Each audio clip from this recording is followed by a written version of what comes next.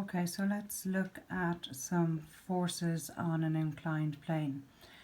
So here what we have is a body on a plane that is inclined, it has a slope, and we know the angle of inclination is theta. If it's being pulled up the slope, we know that we have the driving force.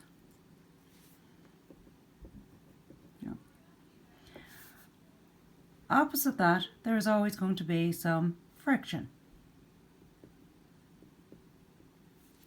We have weight, and weight is always going to pull it directly down, so it's always going to be straight down. So that means that we have our gravitational force, or our weight, which is mg. Now we also have the normal force, and the normal force is perpendicular to the plane of contact. So this is our plane and this is our body, so that means the normal force is going this way.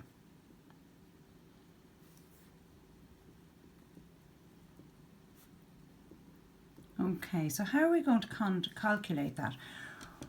When we had a surface when we had a body on a horizontal plane, we knew that the normal force was equal and opposite to the gravitational force. You can see that it's not the case here. So what we can do is, if we continue this line down here, straight down, we go down here, and I can construct a triangle here. This triangle, because of the way it's constructed, and this is perpendicular to this, is similar to this big triangle here. So now we actually have a triangle where it's a right angle triangle. This is our weight, mg, this is our angle theta, and it's a right angle triangle. We know that this is the opposite and this is the adjacent. So we can say that cos of theta is equal to the opposite over the hypotenuse. So cos of theta is equal to, sorry, not the opposite, the adjacent. So it's equal to the adjacent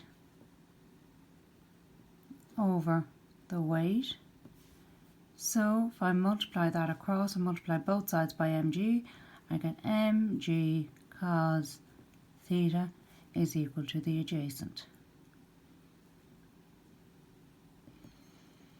And then the same thing here. I know that sine of theta is equal to the opposite over the hypotenuse. So that means that sine of theta is equal to the opposite over mg. So mg sine theta is equal to the opposite. So that means that this side here is mg cos theta, and this here is mg sine theta. So that tells us, because this is the same, okay, this is the same force, okay, our vertical weight can be broken down into these two components. So that means our normal force here is actually mg cos theta. So the normal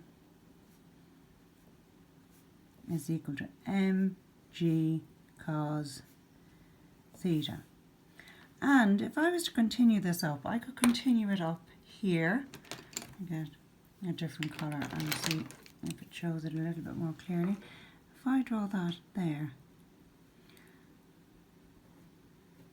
that line there is parallel to that line, so that means that these are the same. So that tells me that my friction is mg sine theta. And note, we already know from before that the friction is also equal to mu r. Okay, and that's the coefficient of friction by the normal.